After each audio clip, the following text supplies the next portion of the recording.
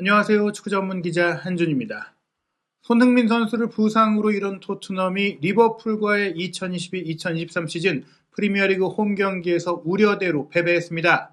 뉴캐슬 유나이티드전에 이은 리버풀과의 경기까지 연이은 홈 경기 패배, 홈 절대 강세를 보이던 토트넘이 큰 위기에 직면했는데요.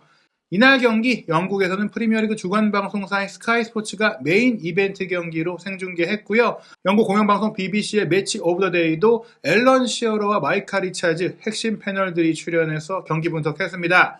영국 방송에서 이 경기 손흥민 선수가 빠진 타격이 있었다. 손흥민 선수가 있었다면 토트넘의 결과 달라질 수 있었다라고 얘기하며 손흥민 선수 공백을 아쉬워한 반응들 레전드들이 이야기했습니다. 토트넘이 리버풀과의 경기 2대1로 석패한 과정 속에 어떤 것이 문제였고 또 어떤 점들이 후반전에 개선된 것인지 전후반 전혀 달랐던 토트넘의 문제부터 손흥민 선수의 존재감 그리고 콘테 감독이 계속 토트넘을 맡아야 한다라고 입을 모은 레전드들의 토론 내용까지 해석하고 정리해드리겠습니다. 토트넘과 리버풀의 경기 리버풀이 2대1로 승리했는데요. 후반전에는 토트넘이 일방적으로 밀렸지만 후반전 대추격전을 벌였죠. 그래서 결과적으로는 기록을 살펴보면 토트넘이 14개의 슈팅으로 리버풀의 13개의 슈팅보다 더 많이 기록을 했고 유효 슈팅이 5대2로 팽팽했어요. 기대 득점값은 토트넘이 1.19골, 리버풀이 1.07골로 오히려 토트넘이 더 득점을 확실하게 만들 수 있는 경기 내용을 보였다. 이런 평가가 있었습니다. 상대 박스 안에서의 볼터치도 토트넘이 28번으로 27번 리버풀보다 많았으니까 전반전에 밀렸던 것들을 후반전에 충분히 만회했다. 파이널 서드 지역에서의 패스도 토트넘의 151회니까 후반전 최소한 동점이라도 만들기 위해서 맹공을 펼쳤던 토트넘의 추격전이 기록으로 반영됐다고 볼 수 있겠습니다. 이날 경기 최우수 선수는 2골을 전반전에 모두 기록한 모하메드 살라 선수인데요. 지난 시즌 프리미어리그 득점왕을 손흥민 선수가 공동 수상했죠. 올 시즌에는 엘링 홀란 선수의 엄청난 득점 기세 그리고 프리미어리그 내에서는 홀란 선수뿐 아니라 케인 선수가 또 11골을 기록하면서 6골밖에 기록하지 못하고 있는 살라를 크게 앞서고 있는데 그래도 챔피언스리그 경기를 포함해서 최근 살라 선수가 우리가 알고 있던 그 살라의 모습을 되찾았다는 평가를 받고 있습니다. 10월 12일 레인저스와의 챔피언스리그 원정 경기 7대1 대승 과정에서 3골을 넣은 것을 시작으로 최근 8번의 공식 경기 출전해서 맨시티전 결승골 포함해 아약스전 1골 1도움, 리즈전, 나폴리전, 토트넘전 득점까지 4경기 연속골, 웨스트햄과의 프리미어리그 홈경기, 노팅엄과의 프리미어리그 원정 경기 이 2경기를 제외한 6경기에서 골맛을 보고 있습니다. 물론 살라 선수 혼자 폼이 좋아졌기 때문이 아니라 리버풀 전체의 플레이가 좋아졌고 무엇보다 이날 경기는 누네스의 플레이가 굉장히 좋아지면서 살라 선수와 합이 잘 맞아 들어갔거든요. 마이카 리차즈가 우선 이번 경기 BBC 매치 오브 더 데이에서 리버풀의 공격 패턴을 분석했는데요. 리버풀은 왼쪽 공격을 통해서 토트넘을 공략했고 특히 누네스가 훌륭한 경기를 펼쳤다고 평가했습니다. 먼저 이 장면 보시면 왼쪽 측면에서 수비 뒷공간으로 파고드는 누네스의 플레이 경기 시작과 함께 홀로 파고들고 공을 몰고 들어가서 슈팅까지 가져가는 이 플레이를 주목하면서 누네스가 토트넘 수비를 따돌리고 바로 공간으로 달려들어갔다. 속도감이 있는 직진적인 플레이를 칭찬했고요. 다만 토트넘의 수비가 좀 이상하다고 했어요. 누네스가 왼쪽 측면에서 공간을 잘 차지하고 시원하게 질주할 수 있었던 것은 토트넘의 수비가 이제 5백을 뒤에 배치했음에도 불구하고 5백이라면 일자로 길게 내려서서 사이드라인을 폭넓게 넓게 커버할 수가 있는데 좁게 서면서 오히려 공간을 많이 만들어줬다. 5명이나 뒤에 있는데 이렇게 측면에 공간을 비워줄 수 있느냐 이렇게 얘기를 했습니다. 지금 장면을 보시면 리버풀의 오른쪽 풀백인 알렉산더 아놀드가 왼쪽 전방으로 기부에 패스하면서 누네스에게 한 번에 연결해줄 때 패스도 쉽게 들어갔고 받는 누네스도 편했고 사이드라인을 거의 펑텅 비워놨다고 할 수 있는 장면이었죠. 리버풀은 이렇게 계속 측면 공간을 공격했고 로버트슨 또한 많은 공격을 시도할 수 있었다고 얘기했는데요. 이 장면은 누네스가 치고 들어가서 또 한 번 시도한 슈팅이 빗나간 장면이었고 그리고 이 장면은 오른쪽 하프 스페이스 지역에서 왼쪽으로 전환 패스가 이어질 때 로버트슨이 올라와서 공을 받잖아요. 근데 로버트슨 주변으로 아주 큰 공간이 있습니다. 로버트슨이 바깥에 있다가 아웃사이드에 있다가 들어와서 공격할 때도 토트넘 선수들이 나와서 막아주지 않고 압박하지 않았다. 로버트슨이 아웃사이드에서 공을 잡아서 인사이드에 있는 누네스에게 연결했는데 이렇게 바깥 공간만 토트넘이 압박하지 못한 게 아니라 인사이드, 문전 인근 위험 지역에서도 압박이 느슨했다는 겁니다. 이 장면이 바로 실점 장면인데 로버트슨의 크로스 패스를 누네스가 받고 살라에게 연결해주는 과정 속에 로버트슨의 크로스 상황, 누네스의 공을 받는 상황, 살라가 공을 받는 상황 모두 근거리에 강력한 압박이 없다 보니까 쉽게 편안하게 슈팅할 수 있게 허용하면서 실점했다는 것입니다. 이런 장면들이 계속 나왔는데요. 지금 장면 같은 경우도 오른쪽 풀백인 알렉산더 아놀드가 왼쪽 지역으로 바로 전환 패스를 연결한 이런 또 대각선 패스, 왼쪽 전방으로 깊숙하게 찔러주는 누네스에게 바로 연결하는 패스들이 많이 나왔어요. 리버풀이 양쪽 측면에서 모두 자유롭게 경기할 수 있었다고 하면서 리버풀의 플레이가 예전처럼 살아난 게 아니라 토트넘의 압박이 부실했기 때문에 리버풀이 잘했던 것이다 라고 마이클 리차드는 분석한 것이죠. 그러면서 압박이 느슨하니까 공간이 많은 누네스, 말 그대로 토트넘을 부숴버렸다라고 평가합니다. 마이클 리차드는 누네스가 계속해서 이런 식으로 침투를 했는데 토트넘이 리버풀의 이런 공격 플레이를 계속 허용하면서도 전혀 학습하지 못했다. 한두 번 당하면 경기장 안에서라도 감독이 지시가 없다고 하더라도 이렇게 들어오는구나 대비하고 막아야 되는데 전혀 그러지 않고 계속해서 쉽게 똑같은 방식으로 허용했다는 것이죠. 토트넘의 수비 라인이 너무 좁게 섰다는 것을 계속해서 문제점을 지적한 마이클 리차드였는데요. 지금도 왼쪽 측면에서 크로스가 올라올 때 비록 토트넘 선수들이 문전에서 헤더 경합을 성공하면서 위기를 차단하긴 했지만 페널티 에어리어 바깥쪽 전혀 나와서 수비하는 모습이 없는 토트넘의 윙백 수비, 미드필드 수비라고 할 수 있겠습니다. 그러면서 마이클 리차드는 수비 라인을 5백으로 구성을 한다면 강하게 압박을 해야 된다. 숫자가 많으니까 안으로 들어오는 누네스를 막는 것은 물론이고 바깥에서 달려들어오는 오버래핑하는 로버트슨도 나가서 막아줘야 되는데 그런 적극적인 압박이 없었기 때문에 전반전에 밀렸다고 소개합니다. 하지만 후반전에 토트넘은 전혀 다른 모습을 보였습니다. 이날 전후반의 기록을 나뉘어서 살펴보면 토트넘이 전체적으로 14개의 슈팅을 했는데 전반전 슈팅은 3개밖에 없었고 후반전에 11개였습니다. 기대 득점값도 전반전은 0.31골인데 후반전은 0.87골로 높아졌고요. 상대 박스 안에서의 볼터치도 전반전은 6번밖에 없었는데 후반전에는 22개로 비약적으로 늘어났죠. 점유율도 전반전은 35%에 불과했으나 후반전은 59.1% 거의 60%에 가깝게 늘어나면서 리버풀을 상대로 주도적인 경기를 했고 수비적으로도 전반전에는 태클 성공이 3번밖에 없었는데 후반전에는 8번이었거든요. 앨런 시어러는 토트넘의 수비적인 변화를 소개합니다. 토트넘의 전후반 경기력이 크게 달라진 것은 놀라운 일이라고 하면서 이 경기는 바로 지난주에 있었던 3대2 역전승을 거둔 본머스전과 굉장히 비슷했다. 본머스와의 경기도 전반전에 토트넘이 느슨한 압박 때문에 상대에게 쉽게 무너지다가 후반전에 정신 차리고 경기를 뒤집은 것이다 라고 설명한 것인데요. 일단은 전반전 상황을 살펴보면 리버풀이 공을 소유하고 후방 빌드업을 전개하는데 리버풀은 공을 소유할 때마다 토트넘에 타격을 줬다고 했습니다. 리버풀의 오른쪽 센터백으로 출전했던 코나테가 지금 전진 패스를 시도하잖아요. 페리시의 압박이 늦었어요. 손흥민 선수가 뛸 때보다 오히려 더 부실한 수비를 측면에서 보여준 것이죠. 이 패스가 전진되고 중앙 지역에서 연결해서 왼쪽 측면 사이드까지 연결될 때 그냥 통과되는 거예요. 토트넘은 전반전에 강렬함도 없고 에너지도 없었다라면서 압박 자체가 없었다라고 지적한 것이죠.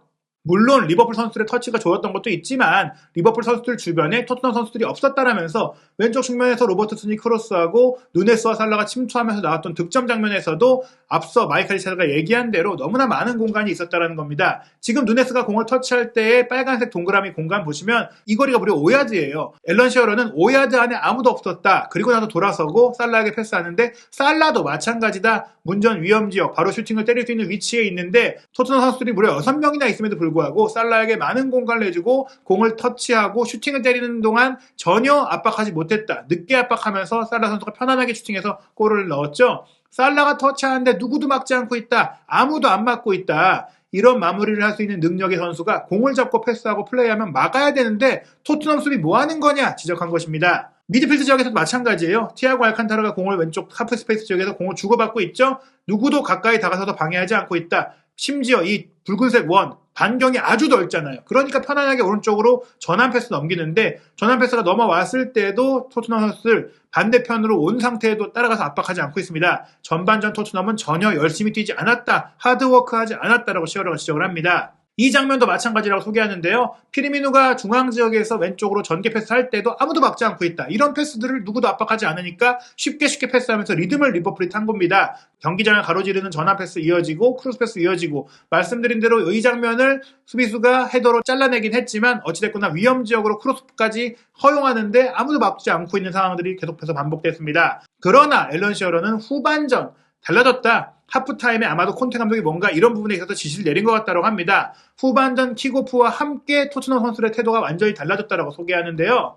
지금 보시면 모든 선수들이 갑자기 15야드에서 20야드 정도의 사이에서 아주 타이트하게 플레이하면서 달라붙고 연쇄적으로 공격수, 미드필드, 윙백, 수비수에 이르기까지 연쇄 압박 사슬을 만들면서 리버풀 빌드업을 괴롭히고 공을 따내기 시작했다. 공을 되찾아오기 시작했다고 설명합니다. 지금 같은 경우에는 다이어가 공격으로 가담해서 좋은 킥을 연결한 장면인데 전반전에 끔찍한 플레이를 했던 다이어도 후반전에는 이렇게 좋은 패스를 연결하며 기여했다는 것이에요. 다이어가 오른쪽 센터백인데 오른쪽 윙백 자리까지 올라와서 왼쪽 윙백이 세터용이 받을 수 있도록 긴 크로스 패스를 연결했고, 또 이 장면에서 세산용이 공을 치고 들어간 이후 컷백 내준 것, 페리시치가 슈팅한 것, 아쉽게도 크로스바를 때리고 나온 장면이죠. 이 장면은 골이 돼야 하는 플레이였다라고 아쉬워했습니다. 그리고 공이 크로스바를 때리고 나왔을 때 선수들의 반응, 크로스바를 때리고 나왔을 때도 아쉬워하고 마는 게 아니라 빠르게 달려들어서 공이 이제 흘러나왔을 때 페리시치도, 케인도, 그리고 벤탄쿠르도 달려오면서 그 공을 확보하기 위한 2차, 3차 움직임을 가져간 것이죠. 이렇게 움직여줬기 때문에 리버풀이 역습을 가져갈 때, 파비뉴가 패스를 전개할 때 좋은 패스, 전진 패스, 확실한 패스를 하지 못하면서 엘리엇 선수가 압박당해서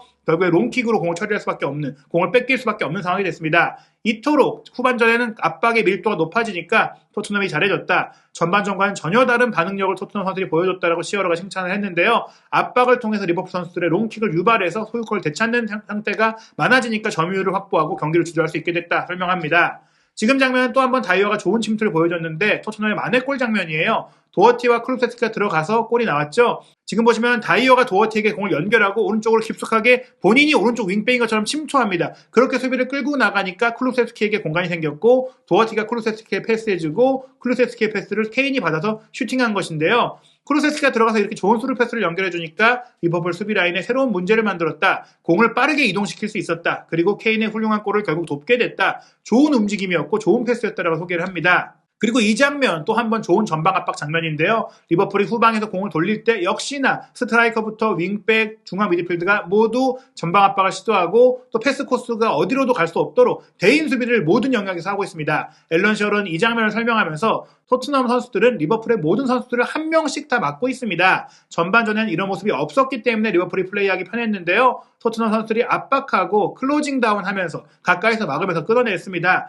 그러니까 리버풀이 플레이를 전개할 수 없었습니다. 라면서 후반전 같은 압박을 전반전에 보여줬어야 했다라고 소개합니다. 그런데 최근 토트넘이 후반전엔 좋고 전반전에 못한 이유가 바로 이런 것이다. 후반전에 체력이 더 좋고 뒷심이 좋은 게 아니라 전반전에 정신 못 차리다가 후반전에 가서 정신 차린다는 겁니다. 그리고 공격 상황에서도 많은 선수들이 침투를 했어요. 적극적으로 움직였다는 것이죠. 지금은 페리시치의 크로스 상황에서 아쉽게 득점 기회를 놓친 장면, 케인 선수가 헤더로 넘겨주고 벤탄쿠르가 아쉽게 마무리를 못한 장면인데 추격하기 위해서 토트넘이 박스 안에 많은 선수들이 전념했었고 또 이 장면 정말 좋은 공격이었는데 운이 따르지 않았다. 벤탄쿠르도 놓쳤고 도어티도 빠뜨렸고 다이어도 건드리지 못하면서 공이 바깥으로 빠졌는데 요거만 건드렸다면 동점도 될 수 있는 경기였던 것입니다. 앨런 시어러는 전반전부터 이렇게 경기를 했다면 토트넘은 다른 결과를 얻을 수 있었을 것이다 라고 얘기했는데요. 전반전의 결과는 내용상 변명의 여지가 없지만 토트넘이 후반전에는 경기를 잘했다라고 얘기했습니다. 이런 후반전의 반전 때문인지 또 콘테 감독의 탓이라기보다는 선수들의 규율 문제라고 본 것인지 스카이 스포츠에 출연한 리버풀 레전드 그레엄 스네스와 토트넘과 리버풀에서 모두 활약했던 제이미 레드넵 그리고 맨유 레전드인 게리 네빌은 콘테 감독에 대해서 지지하는 얘기를 했는데요. 먼저 그레엄 스네스의 이날 경기 평가부터 보겠습니다. 리버풀에게 이 경기는 결과가 가장 중요했습니다. 전반전은 환상적이었죠. 우리가 알던 리버풀의 모습에 가까웠습니다. 살라의 두 번의 마무리 슈팅 모두 훌륭했습니다. 하지만 리버풀은 후반전에 토트넘의 추격을 버텨야 했습니다. 폭풍을 견뎌냈죠. 저는 안토니오 콘테 감독에 대한 인내심을 가져야 한다고 생각합니다. 토트넘은 콘테 감독과 함께 올바른 길을 가고 있어요.